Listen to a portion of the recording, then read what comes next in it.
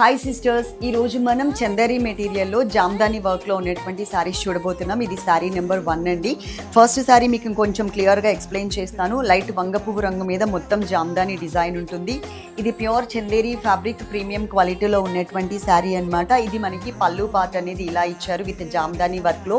దీంట్లో కలర్స్ ఉన్నాయి. కలర్స్ అన్నీ కూడా ఫాస్ట్గా చూపించేస్తాను. ఇది కూడా మనకి చిన్న చిన్న బుటీస్తో బ్లౌజ్ అయితే ఈ శారీకి ఇలా ఇచ్చారు. అన్ని కలర్స్ ఫాస్ట్గా చూసేయండి.